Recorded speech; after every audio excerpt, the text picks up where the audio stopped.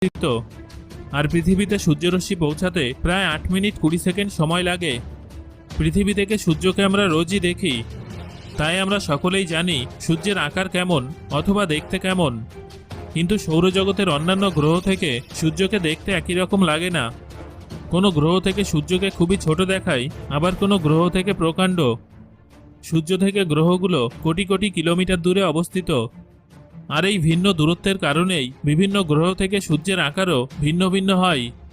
বন্ধুরা, আজকের এই ভিডিওতে মহাকাশের সঙ্গে সংযুক্ত বিভিন্ন এজেন্সি থেকে প্রাপ্ত আসল ভিডিও ফুটেজ অথবা বিজ্ঞানীদের তৈরি করা অ্যানিমেটেড ফুটেজ থেকে আমরা জানব অন্যান্য গ্রহ থেকে সূর্যকে কেমন দেখতে লাগে। তাহলে চলুন বন্ধুরা, ভিডিওটা শুরু করা যাক। ভিডিওটি শুরু করার আগে যে সমস্ত বন্ধুরা আমাদের চ্যানেলে নতুন, অনুগ্রহ করে সাবস্ক্রাইব করে পাশের বেল আইকনটি বাজিয়ে দিন। চলুন শুরু করা যাক আজকের ভিডিওটি। সবার প্রথমে সূর্যের সবথেকে কাছে বুধ গ্রহকে নিয়ে আলোচনা করা যাক। সূর্য থেকে বুধের দূরত্ব 53.39 মিলিয়ন কিলোমিটার।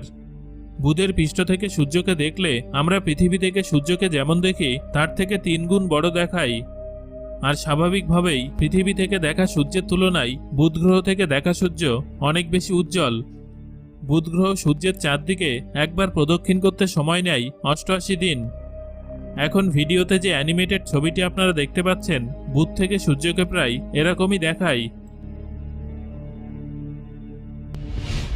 এবার আসি শুক্র গ্রহের কথায়। বন্ধুরা, সূর্য থেকে শুক্র গ্রহের দূরত্ব প্রায় 107.57 মিলিয়ন কিলোমিটার। সূর্যকে একবার প্রদক্ষিণ করতে শুক্র গ্রহ 224 দিন সময় নেয়। চাঁদের পর রাতের আকাশে সবথেকে উজ্জ্বল বস্তুটি হল শুক্র গ্রহ। সৌরজগতের সবথেকে উষ্ণতম গ্রহ হল শুক্র গ্রহ।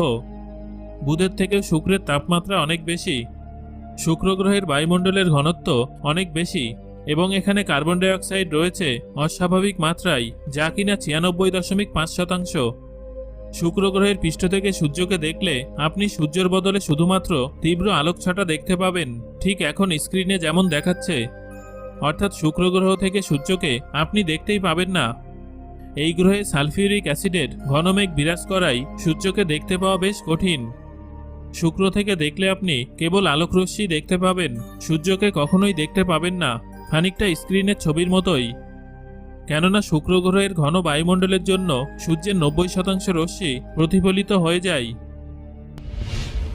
এবার সৌরজগতের তৃতীয় গ্রহ পৃথিবী। বন্ধুরা, সূর্য থেকে পৃথিবী প্রায় 149 মিলিয়ন কিলোমিটার দূরে অবস্থিত। পৃথিবী থেকে সূর্যকে খানিকটা এরকম দেখাই। আমরা প্রতিদিনই পৃথিবী থেকে সূর্যকে দেখি, তাই একথা বলার প্রয়োজন নেই। আর পৃথিবী সৌরজগতের একমাত্র গ্রহ যেখানে জীবের অস্তিত্ব সংরক্ষণকারী বায়ুমণ্ডল আছে। এবার সৌরজগতের চতুর্থ গ্রহ মঙ্গলকে নিয়ে আলোচনা করা যাক। সূর্য থেকে মঙ্গল গ্রহের দূরত্ব প্রায় 212.92 মিলিয়ন কিলোমিটার।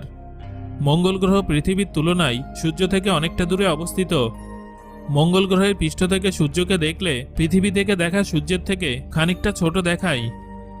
মঙ্গল গ্রহে প্রায় সবসময় ধূলিঝড় চলে, ফলে মঙ্গল গ্রহের বায়ুমণ্ডল ধুলোপূর্ণ। আপনারা এই ফটো থেকে খানিকটা ধারণা পাবেন।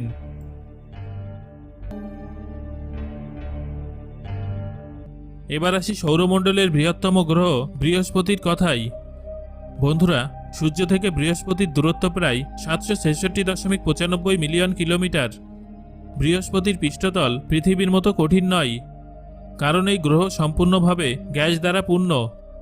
বৃহস্পতির বায়ুমণ্ডলটা কয়েক স্তর মেঘ নিয়ে গঠিত। বিভিন্ন রাসায়নিক প্রক্রিয়ার কারণে এই মেঘগুলো বিভিন্ন রঙের হয়ে থাকে। বৃহস্পতি সূর্যের থেকে অনেক দূরে থাকার জন্য পৃথিবীর তুলনায় প্রায় 27% কম সূর্যরশ্মি বৃহস্পতিতে পৌঁছায়। বৃহস্পতি গ্রহের মেঘের উপর থেকে দেখলে সূর্যকে খানিকটা এরকম দেখায়। এখানে সূর্যকে পৃথিবীর তুলনায় বেশ ছোট দেখায়।